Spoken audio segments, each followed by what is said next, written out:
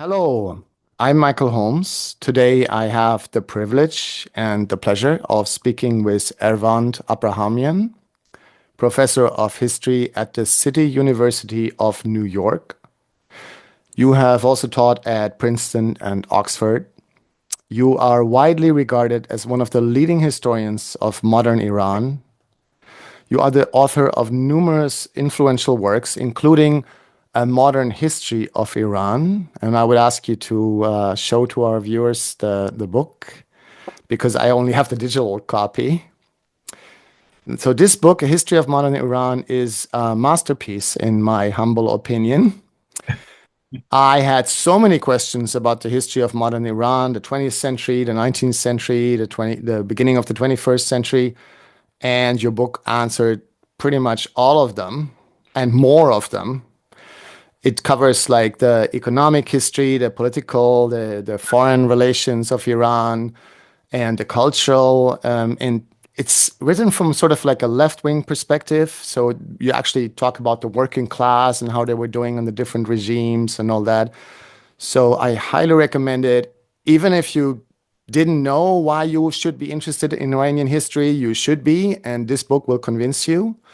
So if you're just interested in history a little bit, read this book, and it will really enlighten you.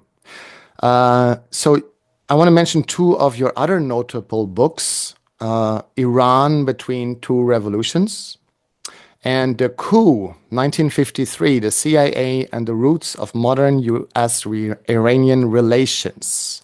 And your latest book is about oil in Iran. What is that? I haven't read it. It's called Oil Crisis in Iran, and it's simply about the documents, CIA State Department documents that were held back way beyond the 30-year rule and were released recently. And it shows how much the US was involved in internal Iranian politics before the coup and during the coup.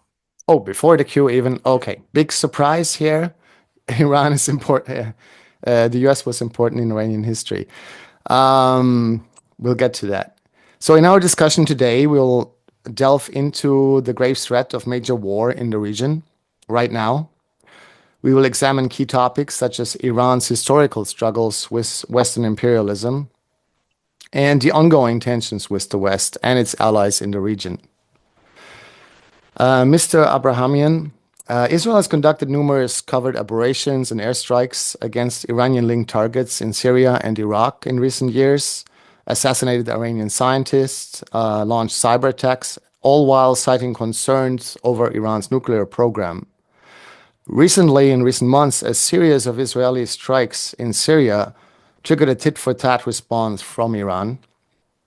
Furthermore, during the recent conflict in Lebanon, Netanyahu framed the war as a battle against Iran's pernicious influence. He likes to paint this picture of Iran being like the octopus, and Hezbollah and Houthis in Yemen, and Shia groups in Iraq being like the tentacles of the octopus. Given these developments, do you think Israel's actions may provoke a full-out war with Iran? I don't think so, because I think the Iranian regime is quite cautious and I would say quite rational in its foreign policy. It's often easy to demonize a country if their internal policy is despicable. Yeah. Then obviously people can think their foreign policy is also despicable. But it's not necessarily true. I mean, give you one example. Stalin's internal policies during the 30s was despicable, but his foreign policy was impeccable. I mean, right from the beginning of 1933, the Soviet policy is collective security, of limiting expansion of Hitler, and if the Western powers had actually followed that sort of lead of collective security, there probably would not have been a World War II. So I would say, you can have a good foreign policy and also have a terrible internal policy. And I think the Iranian government's internal policy is despicable. But if you look at its foreign policy, um, I'm not talking about the rhetoric, but what they actually do and say behind doors has been very cautious right from beginning. And it's been willing to actually come to some sort of agreement with America and the West a number of times, and it's been actually basically shunned away by the West. It is the real fault of the bad relations between the West and Iran is mostly on the side of the West.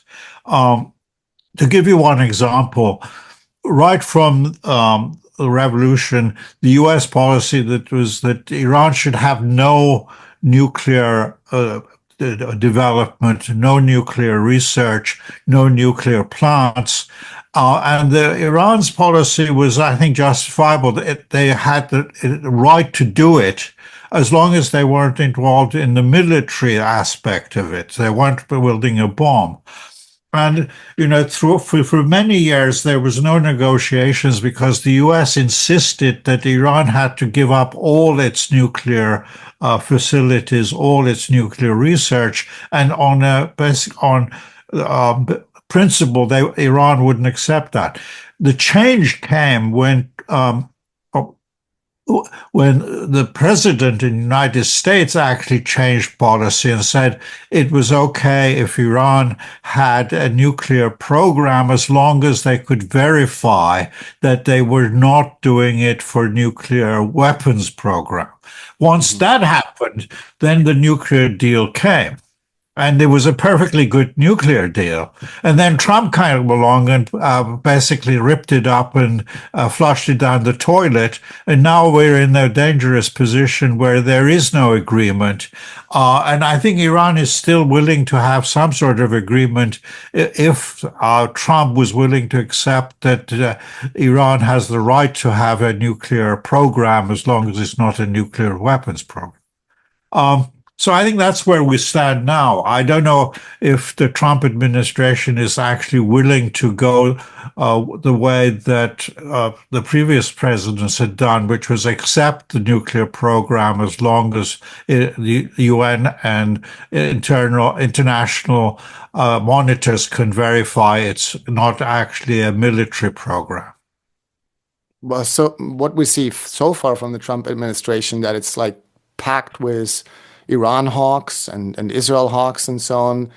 And so it seems like he may even double down on the approach towards Iran from his first administration and really back whatever Netanyahu wants to do. And so if Netanyahu wants a war with Iran, it seems to me there is a good chance, even though Trump is quite unpredictable, that Trump will just support him whatever he wants to do. So does that make a escalation and a real war with this middle-sized power in the Middle East, much stronger than any other power that we've been to war with so far, more likely? Well, I mean, on appearances, yes, I think you're right. There is Trump has had good relations with Netanyahu. Also, the discourse coming from both the Trump people and Israelis, you know, all the root of all the problems in the Middle East, even the Palestinian problem, is because of Iran. And it's very much a repeat of what happened with Saddam Hussein. If you go back at that time, the argument was, well, you know, Saddam Hussein is the source of all problems. The Middle East will be a democracy. Everything will be fine if you just got rid of Saddam Hussein. That's how they sold this program to the United States. And we know what happened there. Yeah. So it's a replay of that. But Trump also had other interests, his own actual interest rather than Israel's interest, which is the last thing he wants is a war. Not that he's against war, but if there is a major disruptions, oil prices will zoom up. things could be damaged in Saudi Arabia, in the Gulf states. And he got elected basically on the slogan that he was going to lower prices, inflation was going to end. And Americans are very touchy about what they pay for the gas for their cars. So if there's a huge increase in oil prices, that's going to really erode his presidency. So I think that Iran knows that, and it's willing to actually use that as an argument that if there is a war, it's going to damage Trump's popularity in the United States. Okay, I hope we have enough time to come back to the present later, but because I would really love to do a deep dive into history and start even earlier than usual, which is usually the 1953 coup, because I think your book also shows that what is also still relevant to today's Iran and its relationship to the West is I think you could call it a semi-colonialism by Britain and Russia in the 19th century and then the first half of the 20th century, I think it's fair to say. Where Russia occupied parts of the north of the country, Britain occupied parts of the south of the country, and both had a major impact on the development of the whole country. And what should be much more widely known, I believe, is that in both world wars, World War I and World War II, there were major famines caused by the occupations of Britain and Russia and later Soviet Union and Britain and also Germans and the Ottomans and so on. A very confusing picture, but basically major famines there. And can you talk a little bit on the damage caused by this foreign interference for much of the early modern Iranian history? Yes, I mean, as you said, Iran was a semi-colonial state. It wasn't a formal colony of either Russia or Britain, but the fact that there was so much of the internal politics was controlled by either the North or the British. That in Iran, Britain was seen as the South because it was in India and the Gulf. The popular attitude towards both Russia and Britain was that they were the colonial powers. And I think that history survives the distrust of both what so-called, politely called the neighbors. But the situation has changed. I think that often the governments in Tehran use that history as a way of trying to solidify their own position. But the situation has changed drastically in that it's no longer like before 53, where the foreign powers had a great deal of influence within the country. So they could exert influence through groups, classes, interest groups within the country into Iranian politics. For instance, many of the tribes until 53, 54 were armed by either United States or Britain. So they were basically, we could say, a state within a state within Iran. They were very much in tune with the policies of Washington and London, not with Tehran. So that made the Iranian government very weak. That situation no longer exists. U.S. is a great power, but it does not have that influence within Iranian politics that the U.S. had before or Britain had. So in that way, the situation is different. So after the revolution, the Khomeini regime often used the fear of another coup That's why, in fact, the students broke into the embassy, if you remember, the hostage crisis and so on. It was always the idea that U.S. is going to have, wants to have another coup, bring back the Shah. This was a complete, basically, mirage. The U.S. did not have that capability. But people in Iran, because of 53, had that fear, paranoia that the US had that capability and it could use it. In fact, if you look at what was happening at that time, the US had very little influence within Iranian politics. It was basically an unjustified fear based on history, not based on the immediate reality. Just to give you one example, when a CIA guy was sent to Tehran during just before the hostage crisis, when he got out of the embassy, he quickly lost his way because he didn't have a map. He didn't know basically where the streets of Tehran were, because for a long time, under the Shah being paranoid about the CIA, he thought that since the CIA had carried out a coup to bring him to power, the CIA could also take him out of power. So he insisted with Nixon, Ford presidents in Washington that the CIA should have no contact with Iranians within Iran, and the CIA could monitor the Soviet border and what was going on in Central Asia through monitoring system, but the CIA was not permitted to talk to Iranians. So when the revolution came, the CIA was completely in the dark. They didn't know who was who even in Iranian politics.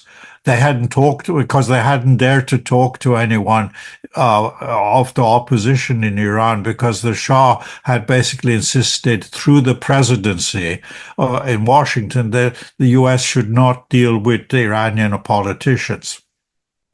So the U.S. was very, I think, ignorant of anything within Iran when the revolution came.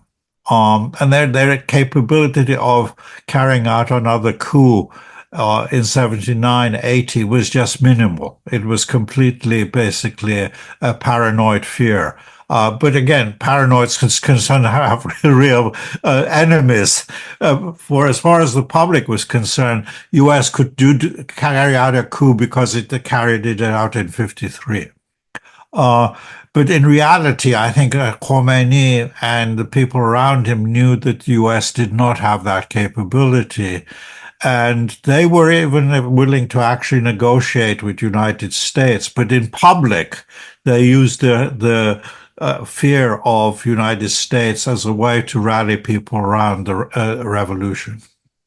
But that fear was not unfounded at all, because you jumped ahead a little bit over the coup in 1953, of which you are, I think, maybe the expert. Because what is also great about your book, that you show it could have been very different, especially if it would have been for this really bad influence of outside actors. Because in 1953, Mohammad Mossadegh was in power, the prime minister, and he was, as I understand it, a secular, left-leaning but not communist prime minister. He was a nationalist, but in an economic sense, not in any radical sense, but he just wanted like social justice basically for the country. And he could have led Iran to a completely like democratic, secular path with economic development that was shared among the classes. But what happened was quite different. So I think you show that basically the Islamic Revolution of 1979 was in many ways a reaction to the coup orchestrated by the CIA and the M16, the British Secret Service. Is that correct? Yeah, it even goes beyond that. I mean, Mossadegh was a child of the Iranian constitutional revolution of 1906. And the ideas of the Iranian revolution, constitutional revolution, were really the ideas of the Enlightenment, of individual rights, basically the principles of I would say, of liberalism. And Mossadegh was a genuine, I would say, principled liberal in that sense. He had studied in Switzerland. He, as a lawyer, he was basically adopted Western concepts of individual rights. So, I'll give you an example. When he became prime minister, the U.S. was insistent that he should prevent the Tudeh Party, Communist Party, from having rallies. And his argument was, look, they have a right, as long as it's a peaceful demonstration. The Constitution guarantees them the right to demonstrate. I'm not going to make their demonstrations illegal just because someone in Washington doesn't like communism. They have a right to have these protests or demonstrations, May Day parades or whatever. So he was stood on his principles of, I would say, the Enlightenment. And that was basically the discourse of the Iranian politics from 1906 to the late 60s. People, when they opposed the Shah, often opposed it on the grounds that the Shah had undermined the Constitution, the ideas of liberty, equality, fraternity. But what happened was, because of the coup, because those ideas were, in fact, it wasn't just the Shah that was brought to power. The old ideas of liberalism were undermined by the coup, by the CIA and the West. There was a reaction not against just the Shah, but the ideas of the Constitutional Revolution. So when in the 1960s, you get what was called the rejection of the West. In Persian, it was gharb-zadagi, the plague from the West, that any ideas that came from the West were bad, sinister undermining of Iran. That rejection of Western ideas meant also rejection of Western concepts of liberty, equality, or fraternity. Mm-hmm. So the ideas of the Constitutional Revolution of 1906 were very much undermined ironically, by the coup. So when the revolution came in 1978, 79, the ideas that appealed to people were no longer the ideas of the Constitutional Revolution. They were the new ideas that Islam has the solution. Islam rejects the West. Islam basically knows how to rule the country. And Khomeini became the epitome of this rejection of the West and the new form of nationalism, which was a sort of Islamic nationalism. So the casualties of 53 were more than just the casualties of undermining the monarchy. It was undermining the constitutional monarchy and also the Constitution, and leaving the space open for a very new concept, this idea that somehow Islam had the solution to everything. What is also often forgotten in the modern history of Iran is what was, I think, the largest war in casualties in the Middle East in the last half a century or so, in the Iran-Iraq War, started by Saddam Hussein, who attacked Iran, as I understand it. And Saddam was fully backed by the United States, Germany, and France. Actually, Iran back then, even though it was already the Islamic Republic, was actually supported by Israel, interestingly. Even though it was already Iran had already this anti-Israel rhetoric. But the West would even deliver the components for the chemical weapons which Saddam used against Iranian targets and against his own Kurdish population. I visited Iraqi Kurdistan some years ago in Halabja, and horrible massacres with those chemical weapons. So can you say a little bit about this important episode in Iranian history? Yes, I mean, I think the Iraqi war is very significant in that, first, it helped solidify the revolution. Saddam Hussein invaded Iran basically at the height of the revolution. And what the regime was able to do is, here is a foreign enemy has invaded our country. Everyone basically gathered around the government. Even people who didn't like the new regime were willing to go and fight because they were fighting their own territory.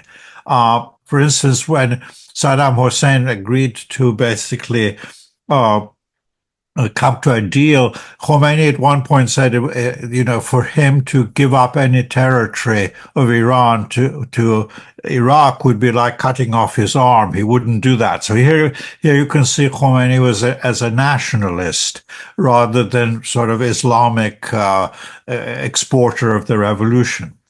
So that way, the revolution, the Saddam Hussein's invasion helped initially solidify the revolution when it was still, there was a lot of internal conflicts, demonstrations. The Mujahideen were very strong at that time. So in that way, it helped. But there is, I would say, the one big mistake Khomeini made in his career was that once Saddam Hussein realized he was not going to win that war, Saddam Hussein actually agreed to withdraw from Iran and basically go back to the situation it had been before he invaded Iran. And then Khomeini in Iran had this choice of either accepting that deal, which would have basically ended the war, and Iran would have declared victory because Saddam Hussein would have had to withdraw from Iranian territory, or continue the war into Iraq.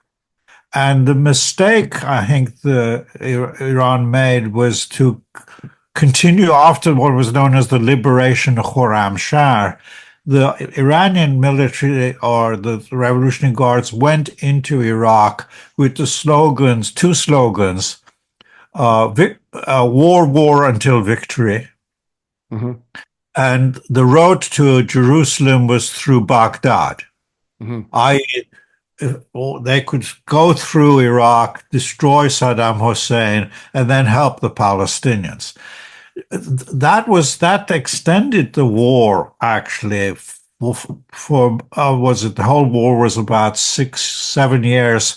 Of that 7 years, almost all of it was actually the war after the liberation of Khorramshahr. So I would say the responsibility for the extension of the war and most of the deaths were in fact due to the bad decision made in Iran to continue the war. So that's a very touchy thing in Iran. No one really discusses that. But it's interesting, when that decision was being made, there were two groups of people who actually opposed the continuation of the war. One was the liberal Muslims, Bazargan, who was the prime minister, initial prime. They didn't want the continuation of the war. They would have preferred the ending the war at that time. The others were, ironically, the Tudeh party and the Communist Party, because they argued that if you continue the war, this is going to bring in the imperialism, i.e., United States, Britain, or France will then be involved. And they opposed the war. And the admiral of the fleet, actually, who was a Tudeh supporter, he handed in his resignation when they made the decision, because he was adamant that it would be a bad idea to continue the war.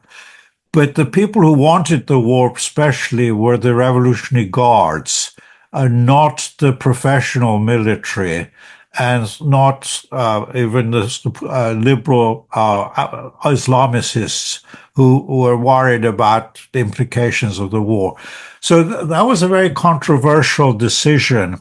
And even nowadays, you can't really discuss that in Iran, because that would undermine the Khomeini's image that he was infallible, that he never made a mistake, that if there were mistakes, it was someone else's fault, that somehow because he was sacred, he was an imam, he could not make mistakes, he was infallible. So that image has to be kept. But I would say the war left a impact on people's thinking. They're very much against, a new type of war. It comes from the Iraqi war, but they're not really in knowledge about the background and why the war went on so long. The argument is, well, you couldn't trust Saddam Hussein because even if he withdrew from Iran, he might attack us in future. On that ground, of course, you could never have any type of agreement because you should never trust your opponents.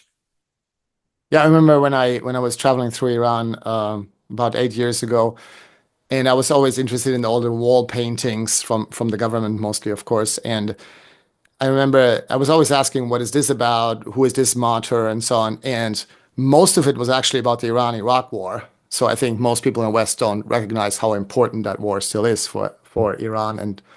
And that is also a major reason for the conflict with the West. But to move on, in the West, Iran is often portrayed basically as the root of all evil in the Middle East because of its support for Hezbollah, its sort of support, that's a question, for the Houthis in Yemen, for the Shia militias in Iraq, which was also supported by the US, which is never mentioned in that case, and also, of course, for this Assad government. So, I mean, there's quite a lot of truth in the fact that Iran supports these different, movements and governments in the case of Syria. But first of all, the Western media usually doesn't mention that most of the dictatorships in the region are allied to the West, especially all the Sunni dictatorships like Saudi Arabia, United Arab Emirates, Egypt, many of them more brutal, more fundamentalist than Iran. But I mean, it's not a competition. It doesn't matter so much. And you said that the internal politics of Iran are quite bad. It's not about that. But how do you feel about that? What is the problem with making Iran look like the boogeyman, the one country that is responsible for all the problems in the region? Well, the word I usually laugh at because it's often used is hegemonic. Iran is hegemonic. It's hegemonic actually comes from Gramsci and the Marxist traditions. So you have people in Washington using this language that here is the Islamic Republic wants to rebuild the Achaemenid, the Sassanid Empire all the way from the Mediterranean to India. And that's their aspiration. So when they have some influence in, let's say, among Houthis or among in Syria, then this is proof that Iran is expansionist power. I think the reality is actually this is sign of Iran's weakness rather than expansionism. Iran has to rely on minorities who are threatened in their own area by extinction even. So they look for Iran for protection and help. So with Syria, of course, it's a clear example. Iran supports Assad not because of any ideological reason. Assad is a Baathist, nationalist, socialist, so that nothing to do with Shia fundamentalism. But Assad's base is the Alawis, the Alawi minority. And they are, in fact, they're not facing a imaginary extinction. They're actually facing a real existential extinction because the opposition to Assad is very fundamentalist. The press doesn't mention this. They often talk about, well, opponents of Assad, and you're supposed to presume they're liberal Democrats who want to get rid of Assad. In fact, they're very Sunni fundamentalists. Yeah. And the slogan, their slogan was, and it's still, I think they keep it out of the Western press, is, Christians to Lebanon, Alavis to the grave. Yeah. So the Alawi minority in Syria faces a real threat. So what do? Assad and Alawis look at Iran as a way of protection, although they have no ideological affinity. And Iran is more than happy to give them some help. It doesn't cost them much. They can get recruits, Shia recruits from Afghanistan, send them to Damascus to help Assad. It costs them a pittance. How much does it cost to pay an ordinary soldier, a daily bread to be in Syria? But this is then blown up as this is expansionism of Iranian influence into Syria, into the Mediterranean. Similarly, in Iraq, some of the Shia groups in fact, feel threatened again by the ISIS fundamentalists, Sunnis. They obviously then look to Iran for help, for military support against them. Also, they look at the United States for help too against ISIS. So it's the idea somehow that Iran has this policy of master plan of taking over the region is a complete, I think, fiction. And we know, for instance, from WikiLeaks, the leaking of the State Department, that U.S. advised the Houthis actually not to go to take over much of Sinai, of the capital of Yemen, but they just ignored Iran in advance and actually did so. And I have seen no evidence that Hamas actually consulted Iran over the attack on October 6th, 7th, whatever it was. They wouldn't. It's very unlikely they would have done that because everything had to be kept secret. And I'm sure Hamas felt that if they'd consulted Iran, there would have been a leak to Israel, and that would have undermined the whole surprise. So the idea of trying to link everything to Iran is a part of the propaganda of the pro-Israelis. Yeah, just as a small comment, basically, you're saying the Assad dictatorship is certainly have been very brutal often, but Al-Qaeda and ISIS, obviously, Al-Sham, which is like Al-Qaeda basically, would have been worse, certainly for the minorities, Christians and Alawites and so on. So it was actually the West who supported the extremists in Syria, and it was Iran and Russia and Hezbollah who supported not the good side. There were no good sides in this war, but the lesser evil, basically. Yeah. Yeah. Could you say... Personally, I mean, if I had to choose between Assad and bin Laden and ISIS or the fundamentalists, I would prefer Assad. So I'm not surprised that Christians and Alawis still support basically Assad. Yeah, I mean, both of us would have been dead under Al-Qaeda rule, and under Assad, we would have had to shut up, but then maybe we could survive. Yeah. Could you say something about the sanctions against Iran, which have been going on for how long? Since the 1980s, I believe. When I was visiting Iran, almost everybody I talked to was complaining about the sanctions, and that included all the enemies of the regime who are very angry at the regime. But the sanctions like made just ordinary people suffer, and suffer a lot in many cases, because it also does include medicine and so on. Even so, the West always claims it does not. Uh, these sanctions, do they achieve anything? Will they ever achieve anything? And or do they only hurt ordinary people? I mean, the thinking behind the sanctions, the arguments that the right in the United States and Israel uses, is the Mexican pressure will eventually either bring down the regime or will bring the regime to the negotiating table. Well, of course, the second part is a fallacy because Iran has always been willing to come to the negotiating table. They don't need the sanctions. It's usually the other side that doesn't want to actually offer something on the negotiating table. But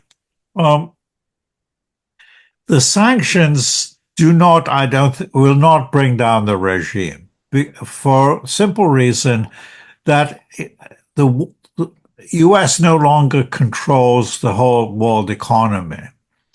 The people in Tehran have realized that, if you can't trade with Europe, with United States, there's now an alternative. There's China.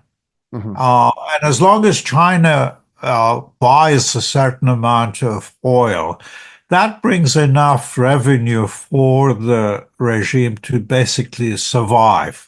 It can't have ambitious 5-year plans, prosperity, but it can survive because it can get enough revenue from sale of oil. So that idea somehow of being able to use maximum pressure to force Iran into submission or into collapse I don't think works. And I think in some ways it's, as you mentioned, it might help the government, because the government could say our problems are all due to the sanctions. And often the argument is, well, the sanctions are not hurting people, it's because of corruption. Yeah, there's corruption in Iran. I don't know what country doesn't have corruption. I think it's probably the more corruption in the United States and Iran. So there is corruption, but whether that is the cause of the shortages and the real problems is something else. I think clearly the sanctions are the ones that really cause most pain. Mm-hmm. But they're not enough pain to actually bring down the regime. I have to remember, all these sanctions didn't bring down Saddam Hussein. I mean, eventually Bush had to invade the country because the sanctions didn't work. Yeah, I remember in my travels in Iran, I actually had a lot of fun, even more fun than in Berlin. We had like these parties, and we were drinking alcohol, and people were like flirting with each other and stuff. I mean, all of course behind closed doors. And almost everybody I talked to, not everybody, but was strongly opposed to the regime, and they were just waiting for the time when the revolution comes and they bring democracy and secularism and freedom for women and all that. And they were just cursing the regime all the time. But when I asked them about the sanctions, and when I asked them about the threats against the country, they were all like equally outraged. And I remember one young Iranian told me, and he told me like some heroic stories, how he resisted the government and so on, and how dangerous that is. And he told me, I have two enemies, and this is the crazy religious fanatics that rule my country. And, and then the outside powers like the United States, Israel, Saudi Arabia, and so on. And for him, it was like equally bad, basically, and just bad choices. And he basically said the people of Iran need to do a revolution for democracy and so on, like in many ways, a moderate revolution. But when I asked him and many other Iranians, do you want any support from, like neoconservatives in the US or Europe? They were all like, no, no, no, no, no, no, no. We don't want any of their support. We want to do this ourselves. And in fact, some of them said, if it wasn't for the Western interventions and threats and sanctions, we would have done this democratic and liberal revolution a long time ago. So is this like, I don't know, that was my personal experience, but is it, was I mistaken with my perception here of what the views are of the people in Iran today? Yeah, I mean, I think nationalism actually is very important, potent, because however you dislike your government, at least it is your government and is better than a foreign government. Hmm. Um, and, you know, also Iranians see what's happened in other countries, Hmm. what's happened Yeah. in Iraq, in Syria. They know that as Libya, when you have a foreign intervention, they're not going to bring democracy. They're going to Yeah. bring destruction of whole society. Yeah. Uh, so they don't see the alternative between the present regime and democracy. They see the alternative between the present regime and some sort of complete Hobbesian nightmare. But there's also another thing. I mean, there's the argument that you see often now. Well, if Iran, US or Israel started bombing, that will unravel the regime. That the regime is so fragile that somehow bombing of Tehran or bombing or killing of Khamenei is going to unravel the whole thing. I would argue that actually bombing will actually strengthen the regime. Hmm.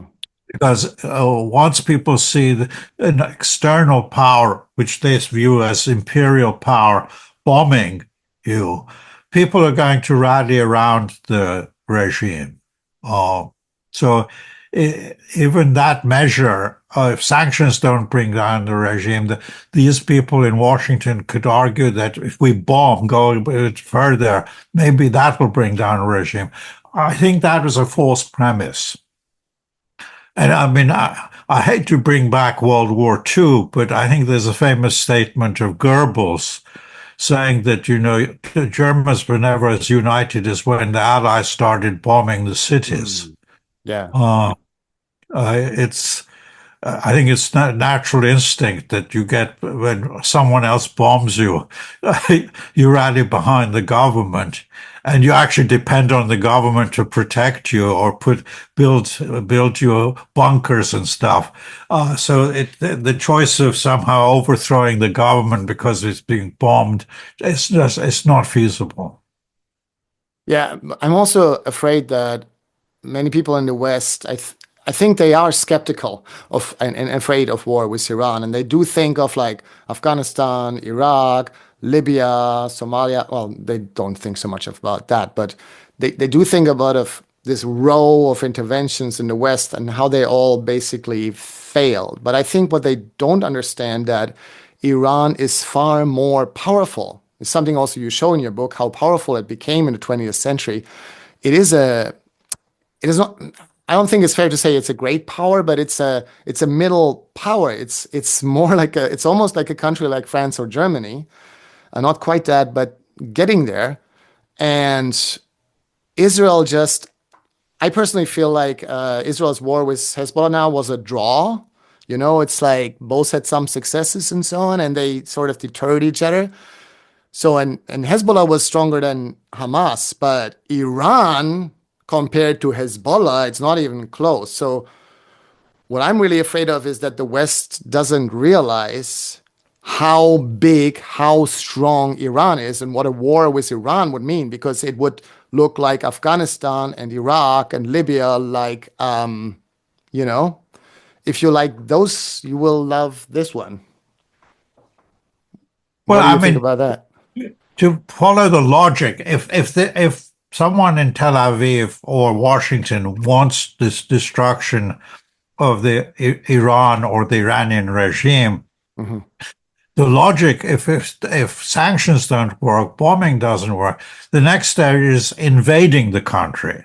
Yeah. Now, Iran is not a country such as Iraq or Libya that you can easily invade, destroy the government, so and then pull out. It's a huge country. Invasion would involve a large. Israel is not capable of doing that. It just doesn't have the manpower.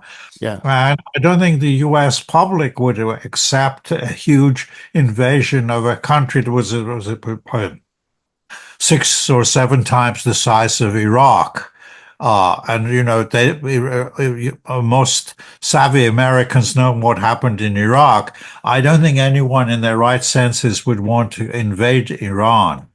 So there, in that way, there's a sort of a stalemate in that. So the Americans and the Israelis have to somehow survive with the existence of Iran, since the Iran is not going to disappear. You seem to be a bit more optimistic than me, because the scenario that I have in mind is that Israel attacks, like, first of all, Israel is going to wait until Trump is in power and hope. There's a great likelihood that he's going to be more pro-Israel even than Biden, who supported this genocide in Palestine all this time, and the war against Lebanon, and send all the weapons. Same for UK and Germany, of course. So, but Trump could be even more extreme in his pro-Israel stance. He has been in his last administration. So I'm afraid that Netanyahu is just waiting for Trump to come in, and then he will just basically bomb Iran's nuclear sites first and hope that it will somehow get rid of the problem, which it won't. And then Iran will retaliate and will actually show its power. And I think they tried to do it a little bit the last time, saying like, hey, don't fuck with us. You know, I mean, we're not like Hezbollah, and certainly not like Hamas. You know, we're not like the Palestinians. Like, you don't just do that to us. So I think Iran may also feel compelled to really show that they mean business and that they can deter Israel and the US. But Trump and Netanyahu are both extremists in many ways, and they both like narcissist assholes who, you know, don't take any threat to them lightly. I mean, I don't feel like they're going to be like rational actors who say like, yeah, this is too much, you know, let's back down. So I would be really worried that they would just escalate and escalate and escalate, and Iran would feel compelled like to defend themselves from their perspective, and this could actually lead to a full-blown war. Am I? Please tell me I'm too pessimistic here. Well, I mean, you might be right, but I think there's one major thing there. I think Iranians government being, I think, pretty cautious and rational will say, okay, you bombed us. We'll talk about revenge at some point. You know, biblical notion, there's no statute of limitations on when we retaliate. Talk about that in long terms of retaliation, but will not actually do anything overtly. They might actually start building a bomb as a substitute without actually saying it quietly. And then one day say, oh, by the way, we have a bomb, more than one bomb. We have 30 bombs, by the way. Do you want to fight? Yeah. They could go that route. But meanwhile, what they could also do is sit quietly and say, look, we've been telling you that Israel is evil. Israel should not exist because it's a danger to everyone. United States is a participant to evil. And we've been saying this. Now we don't have to say it. You know, the world is saying this. Look what Israel is doing, a genocide in Gaza. They want a genocide in the West Bank. They have no desire for a two-state solution. So basically they are a pariah state. So the world now says that. Why we can just sit back and watch the world do it, say that. We've made our point. So in a way, that would be a victory for Iran. And they don't have to really retaliate militarily.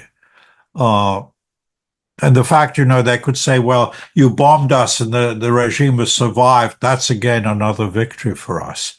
Mm-hmm.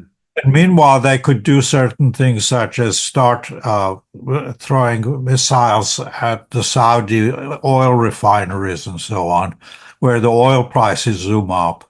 And again, that way undermined the Trump administration. And I'm not sure whether the U.S. generals are eager to get involved in another war, especially with Iran. Mm. In the previous Trump regime, of course, the generals were very much against that. And he might put his own people in power, but the military has its own institutional interests. Yeah, well, I hope you're right, inshallah.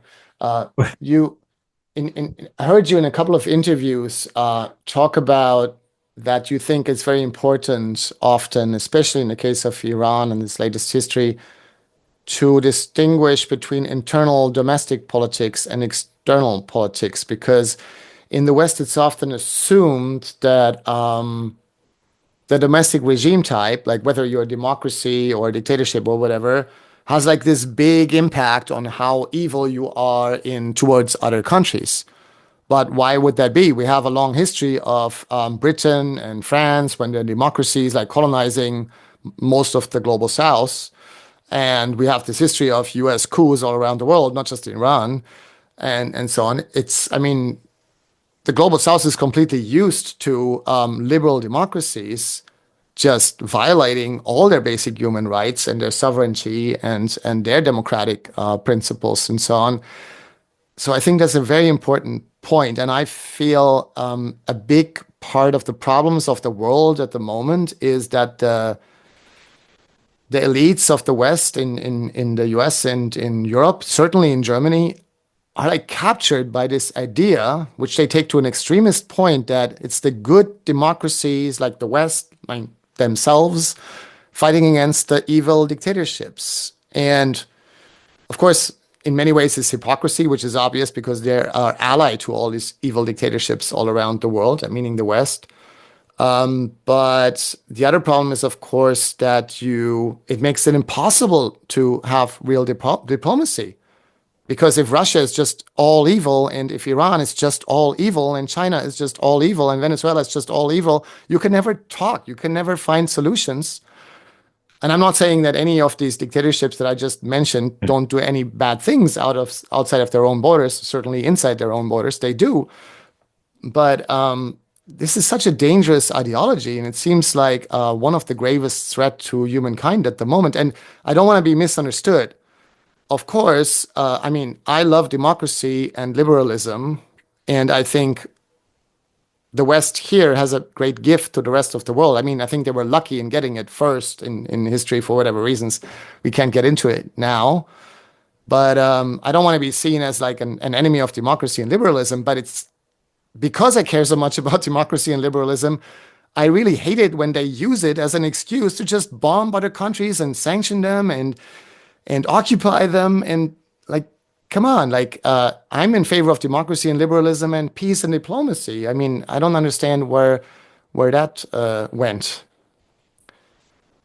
What you're getting at, I think one, in the publics in the West, one needs a good dose of skepticism. Mm-hmm. So when their governments say, we want to export or bring democracy, you have to really question whether that is really genuine or isn't feasible. For instance, when you look back at the Iraqi invasion of Iraq, which was called liberation of Iraq, the idea was somehow Iraq was just on the verge of democracy. If you just got rid of Saddam Hussein, you would have a flourishing democracy. Mm-hmm.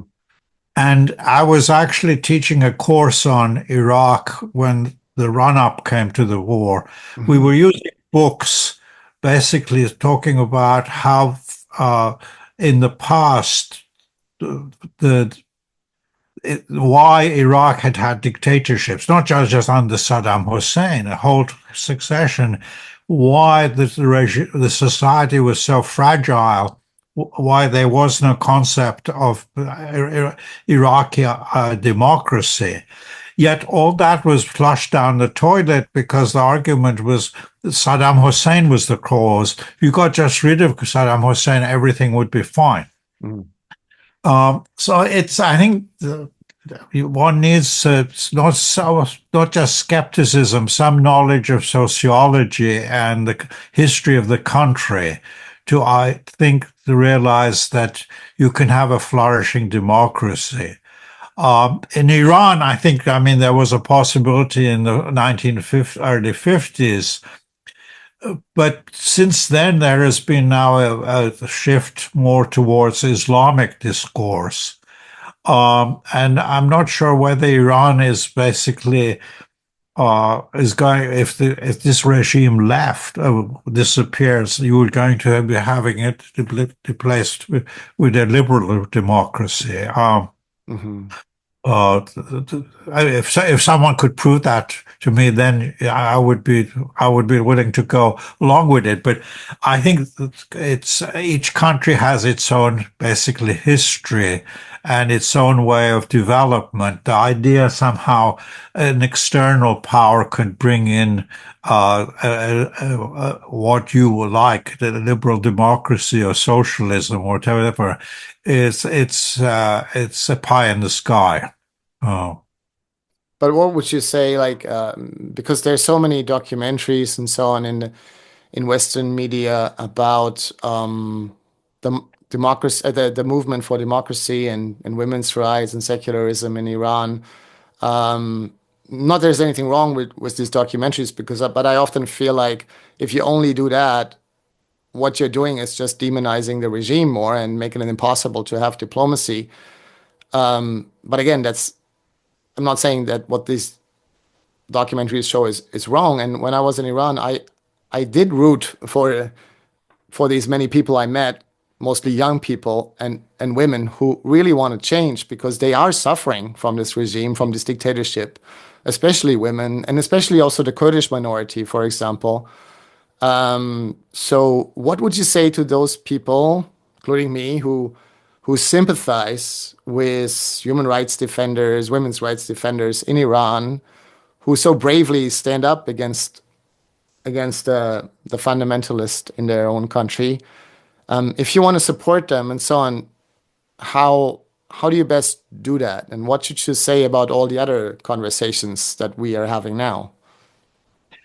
Well, I think the best thing is to completely divorce it from external pressures and stuff, because once that comes in and a question of hypocrisy comes in, imperialism comes in. For instance, when the US talks about, protecting women's rights, you have to remember, United States rejected equals rights for women. There was a campaign and it couldn't go through the Constitution. The US has rejected equality between men and women. So for United States to champion equality for men and women in Iran, it seems very hypocritical of actually U.S. culture. Maybe in Scandinavia and Europe, people could use that argument, but United States can't use that argument. But I think people are justified within Iran of objecting to the Iranian government's policy on a number of issues. But it's an issue that has to be basically resolved within Iran, not from outside. And it's not just actually the women issue, it's the whole question of how far should religion play a role in politics. And I think the experience of Europe, which is something experience that is something should be learned elsewhere. You can't just say because it was European, one shouldn't take it. once you bring in religion into politics, all sorts of things come up. It's one thing for, Khomeini or Iranian religious radicals like Shariati to say Islam is the solution.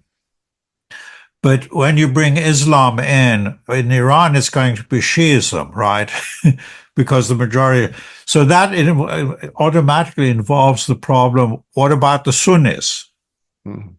Inherently get a conflict between Sunni and Shia. And somehow to say, well, religion can solve these problems is complete mirage.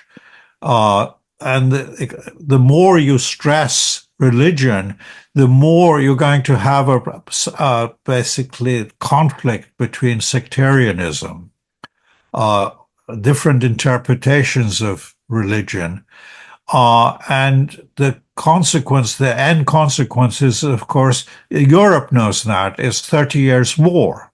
A third of the population is killed because Protestants or Lutherans don't like Calvinists. Calvinists don't like Catholic.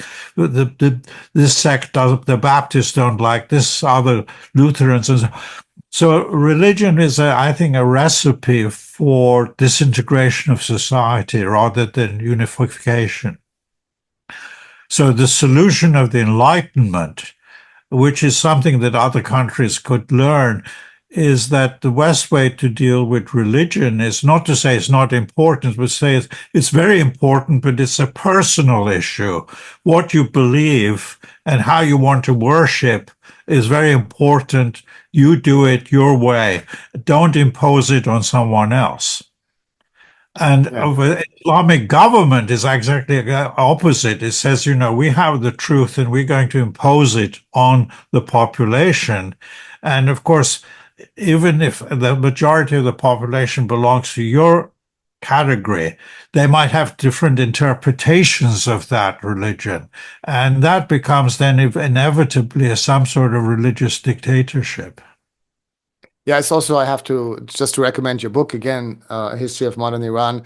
What I really like about the book, you really show the brutality of the Shah regime, of the foreign powers like Britain and Russia, and you also show the brutality of the Islamic Republic against its enemies. And it's clearly, you really sympathize with the victims.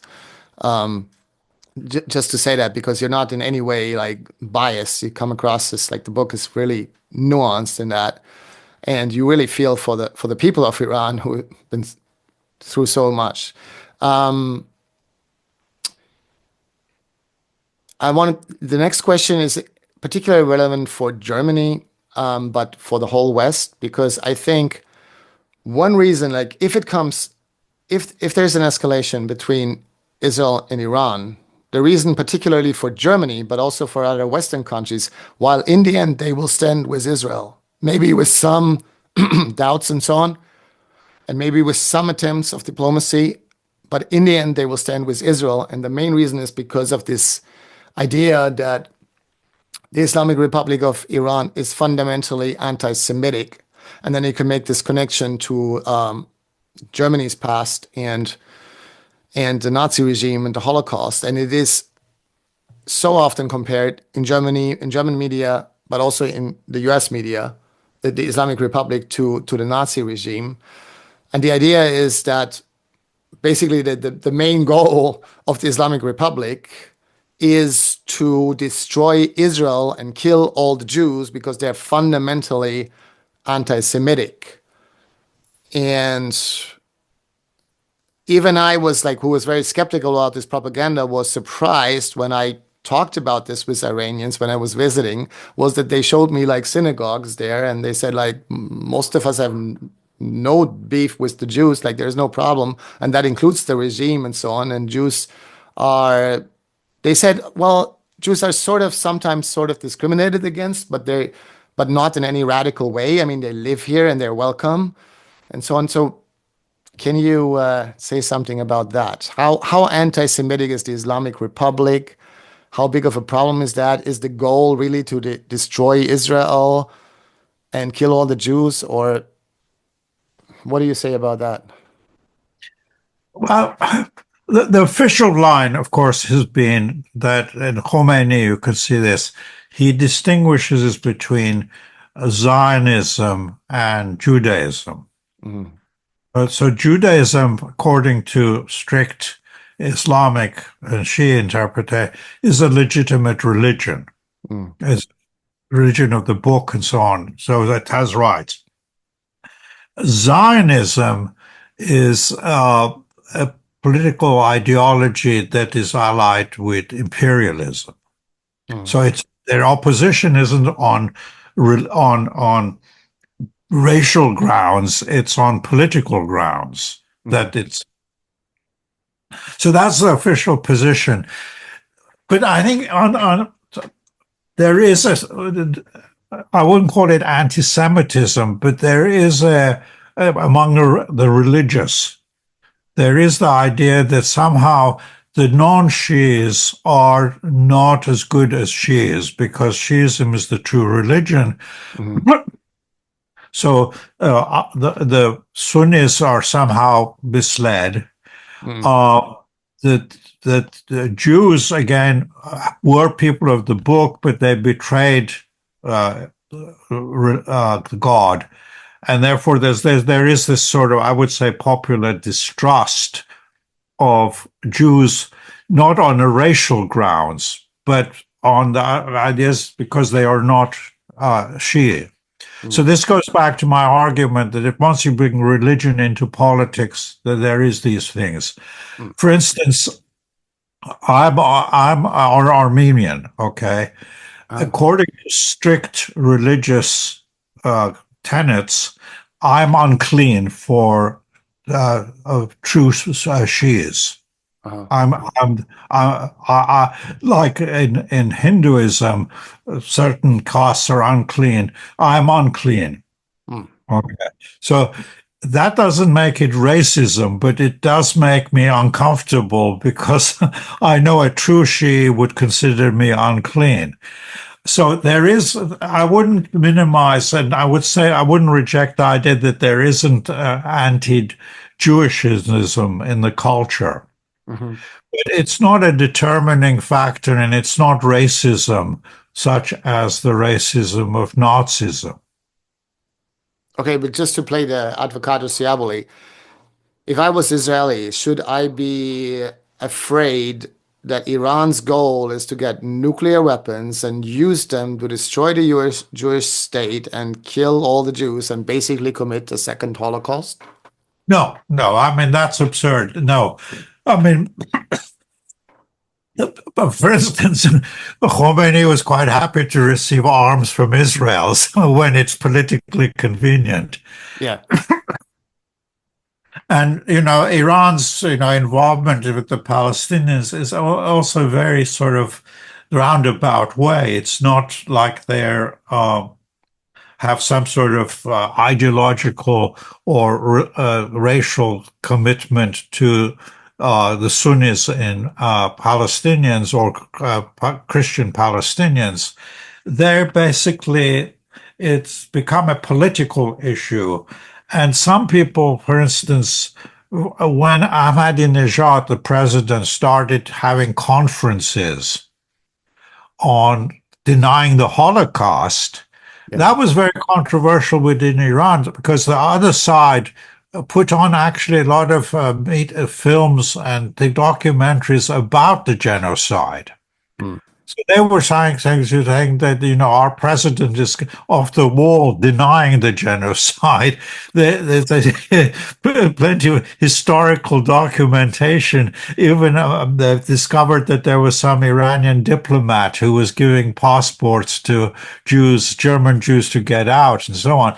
So this became an internal issue about why was Ahmadinejad doing this? It was basically he was being a bomb thrower, trying to basically antagonize Israel and the West by having phony conferences on genocide denial. But that was not something that indigenous to Iranian sentiment. People, I think, the average person thought this was a weird idea. Why get involved in, European history and denying something that was considered a fact. Yeah. So the idea that somehow Iran wants a nuclear bomb to destroy Israel is just weird. First of all, if Iran had the bomb, if they used it on Israel, they would be killing a lot of Palestinians. I don't know if they've invented a bomb that can distinguish between a Zionist and a Palestinian. So you start throwing nuclear bombs around, it's going to be destructive on all sides. So this again, it's the idea that somehow the enemy is the evil and they could do the worst things possible, and that's what they're intending to do. It's like Saddam Hussein. To talk about the bomb, am I correct in my understanding that that when Obama made the deal with Iran, and he claimed, now I have stopped Iran from producing a bomb, that it was sort of like in a way, it was a joke because Iran didn't plan to build a bomb. So from an Iranian side, it must have been a bit funny because if I get it right, they were like, okay, we didn't mean to build a bomb, but if the deal is that you can just inspect that and make sure that we don't build a bomb, and because of that, we get like good relations with the West and then to the sanctions, then, well, yeah, of course, we're in favor of that. Is that exaggerated? I mean, was the intention actually to build a bomb, or were they from the beginning just didn't even have that intention? Was that all paranoia? No, I mean, I think the Iran could, with the Obama agreement, declare victory because they were not giving up anything. Yes. They were saying, we never intended, so you want guarantees that we won't have, that's fine. We're not stepping back. In fact, what Obama was doing to safeguard his own public image was saying that we used all this pressure to get Iran to the table. In fact, the reason people were on the table at the discussion was because Obama had actually moderated his position. Before him, the U.S. presidency always insisted Iran had no right to have nuclear program. Right. Obama shifted that to Iran has the right to have a nuclear program as long as it is not weapons. So Iran was actually not giving up anything when it made the deal. From their point of view, it was a good deal.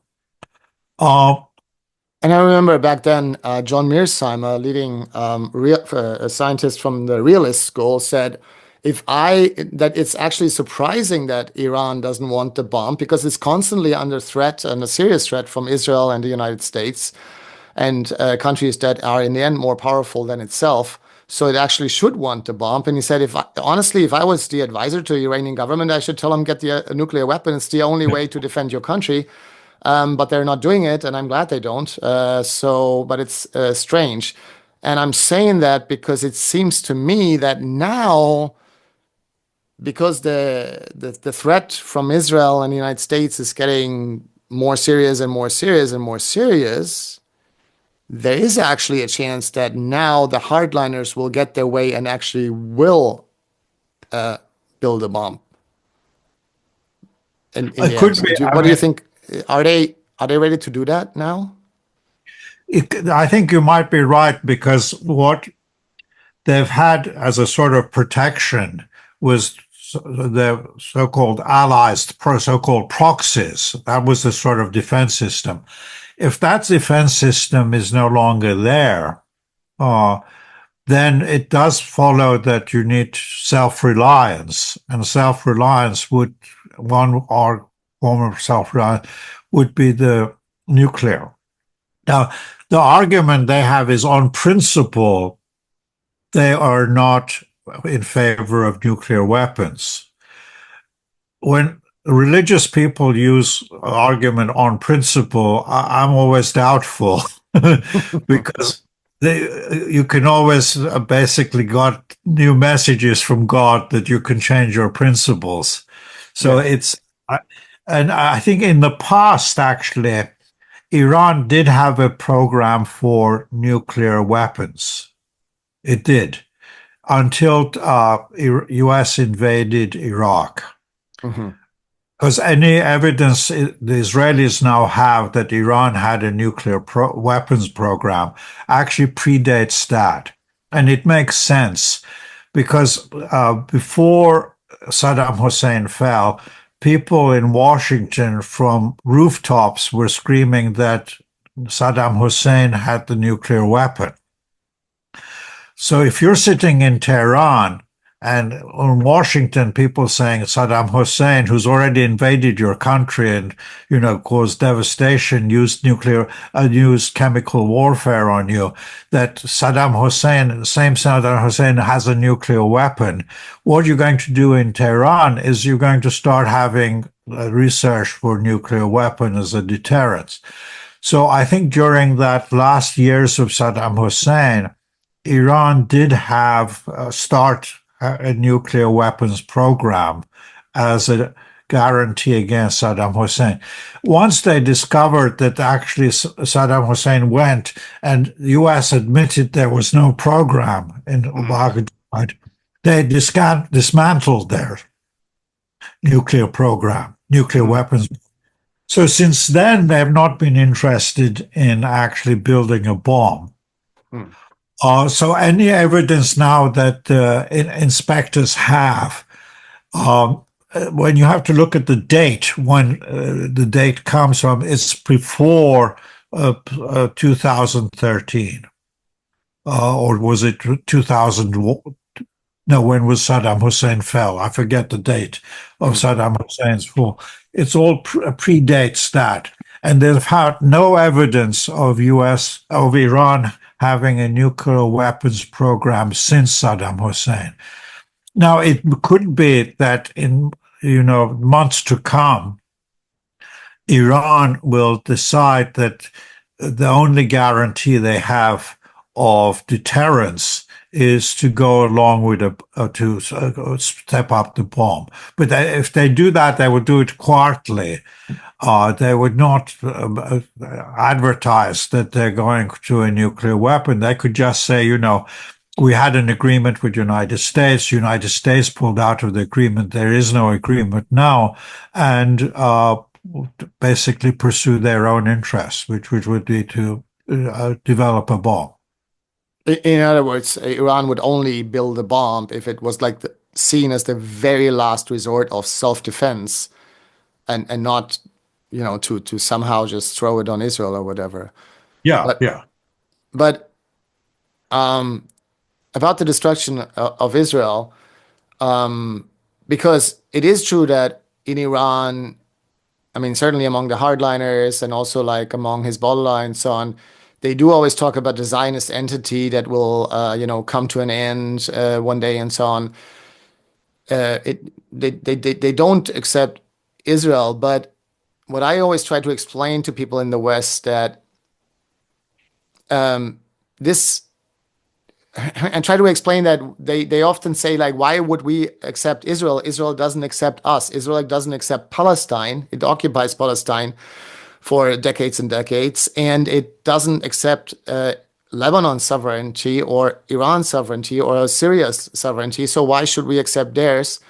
And I remember talking to a fighter from Hezbollah in the south of Lebanon, and he told me, look, if the Palestinians accept a deal with Israel where there is a Palestinian state in the West Bank and in Gaza and so on, then we will, and Israel respects Lebanon's sovereignty, our country, we will respect Israel. I mean, I will never sign any papers saying that I love the Zionist entity or whatever, but I will accept it. And the Jews can live there and have their own state. He said, I don't even care. And my question to you is the same true for the Iranian government? If there would be peace, I mean, right now, Netanyahu obviously doesn't want peace with the Palestinians. The peace with Lebanon is questionable, but maybe he wants something like that. But if a future Israeli government would be serious about making peace with the Palestinians and accepting a Palestinian state in the borders of 1967, and they would respect the sovereignty of Lebanon and Syria and make peace with those countries and would be willing to make peace with Iran, do you think an Iranian government would accept Israel the way it is today in a border? No, not the way it is today, but not as an occupying state, but as a in the borders of 1967 as a Jewish majority state in the Middle East? Yeah, I mean, there's a difference between what Iran's government policy is and what is the rhetoric. The rhetoric in the street is death to Israel. Yeah. And this is part of, the Khomeini's rhetoric, that to keep in the tradition of Khomeini, you talk about death to Israel. But when it comes to actually government policy, it's very different.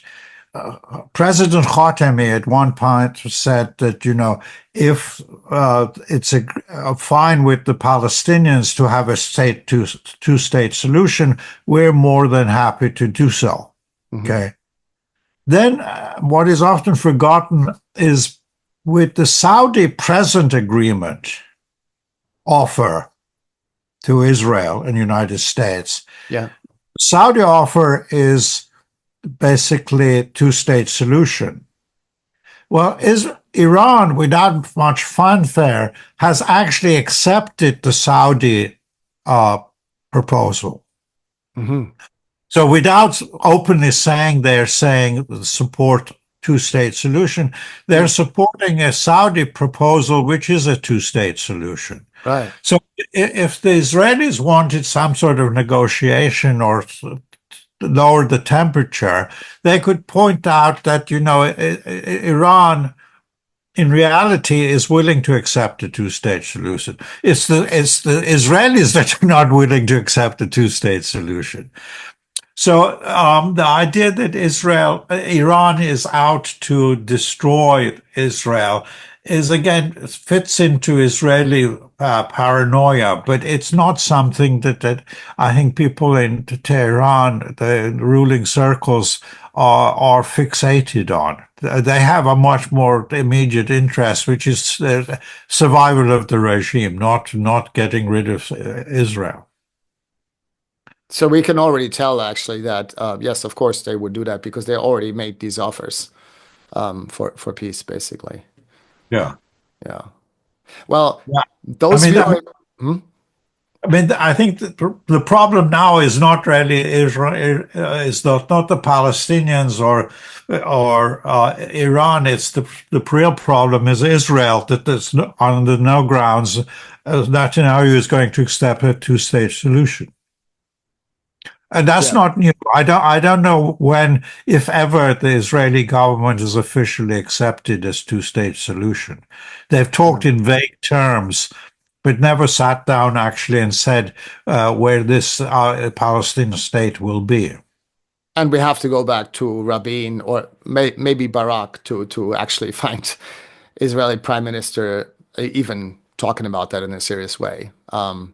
And even they were... It was always in vague terms, in vague promises. Yes. It never actually sitting down and saying yes. But at least they had the idea, and Netanyahu clearly doesn't. I mean, yeah. So those viewers of ours who've been listening through all of this, I think they would also be very curious a bit about you, like personally. Maybe I should have asked that first, but can you tell us a little bit on... Did you grow up in Iran, and how did you become an historian for Iran? And well, yes, my family has actually been the Armenian community has been in Iran since 1603. It's not a new migration; it goes back to 17th century, especially in Isfahan in the central Iran. A whole community of Armenians were moved from Armenia to, Armenia was part of the Iranian Empire, but population was moved to central Iran in the early 17th century. So there's been a long Armenian community there. There's also a Georgian community there too. Mm-hmm. But I studied history in England, and But once I graduated, since I was traveling to Iran often, my family was still there in Iran. I got interested in Iranian history. I thought that was a nice, interesting, basically area that was not really covered very well by previous generations of historians. Or if they did it, they did ancient Iran. It was safe area, but under the Shah, anything contemporary was actually considered sort of risky. So uh, I gravitated towards modern history. Well, I had the feeling reading your book that while it's very nuanced and unbiased, but it clearly shows sort of like a left-wing view on the world. You talk a lot about like the development of inequality and poverty and the working class and all these things. And what's your background here? How it's very different from most history books that you get all this, you get like the historical development of Iran from the perspectives of people in the working class, from women, and so on. And you have all these statistics about that, about healthcare and education and so on. I mean, it's not the only book on history which does that, but you do it in an excellent way. And you get like this overall very broad and nuanced picture. And you really get an understanding like, oh, now I really understand what was going on in the country and not just a change of government and this kind of stuff, which in a way seems superficial if you go deeper. So Well, it's a sociological history, I yeah. would say. Well, in the 60s, in the early 60s in England, the historiography was very much changed from the old type of history from above, Mm, history of kings and presidents. Now, there was a new school of history, sort of, I would call neo-Marxist school of history, the journal Past and Present.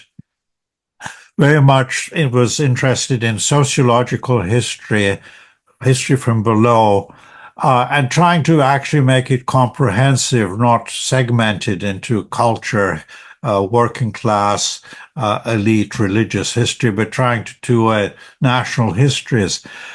I don't know how well they were known in Germany, but people like Eric Hobsbawm, who mm, was originally actually from Germany, Lawrence Stone, E.P. Thompson, his making of the English working class, Christopher Hill on the English Revolution, they all belong to this group known as Past and Present mm. that was at that time very innovative and considered heretical by traditional historians. But now, of course, it's become fairly conventional. And sometimes some modern historians considered it more old-fashioned, but at that time it was considered innovative. And I would very much empathize with that school of past and present history. Oh. But is it a challenge sometimes to because it shows where your sympathies are and where the sympathies of every human being should be, like with the oppressed and so on. But is it a challenge to at the same time to be like just focus on the facts and not be like biased in any way? Well, you can't avoid, I mean, you have one's personal premises, presumptions, and to think that, history is purely objective is, I think, a false premise because everyone has their own, even one question you want to address Hmm. uh, is politically loaded to start with. Yeah. uh, so, for instance, many people who do Iranian history would like to do ancient Iranian, the glories of the Achaemenians or the Sassanids, Hmm. which again itself is a political decision because you're avoiding contemporary unpleasantness by glorifying something of the thousands of years ago. That is a political decision. While if you want to do something contemporary, that itself is, I think, has a political premise. Yes. Yes. But I noticed that, for example, your Wikipedia page says that you are a neo-Marxist historian. And I was thinking of Hobsbawm, and I was thinking of Mike Davis also, who did like a Marxist historian who worked on India. Fabulous work there. But I think there could be like easily misunderstanding. It could be a way to discredit you because I think while you're a Marxist historian, you're not a communist, right? I mean, could that be Yeah, lead to confusion? I mean, I'm not, I don't shy away from the notion of describing myself as a Marxist because I think Marx had a true way of looking at history. Hmm. Uh, and I think Eric Hobsbawm, Christopher Hill, they follow that. But of course, when polemicists use it, they're trying to associate it with the Gulag and stuff, Stalin Right. and whatever. That becomes a political issue, I think. That's why a lot of past and present people actually didn't openly talk about Marx. They talked about basically history from below, but it was the same ideas. I mean, of course, with Marxism, you have a lot of other things coming in, the narrative, a grand narrative of history, which you don't have to subscribe to if you follow Marx's approach towards explaining historical events. Yes. Well, I thank you so much for talking to us. I really wish all the best to Iran. I mean, to the whole region. I mean, I think like we should all pray for peace, and I think you made clear that peace is possible, and I think peace is always possible, and I think people hope they will come to their senses, especially also in the West, in the United States, and in Germany, and also in Israel. I think on the Israeli side, a lot of the aggression is explained by the traumatic experiences of the Holocaust, and people should understand that emotionally, while they should not endorse what Israel is doing to, especially not what they're doing in Gaza, but also to the rest of the region. Yeah, I think your work really shows that history doesn't have to be the way it is right now, often, which depresses so many people. That there can be democracy, there can be peace, and there can also be like less poverty and less corruption. But for that, we need more reason and more understanding of history and how we got here. So with that, I want to leave you the last word. No, thank you for the interview and thank you for the very good questions. Uh, I hope I was able to answer them at least part of the way. Thanks a lot for the interview. Thank you, Thank Michael. you. It was wonderful.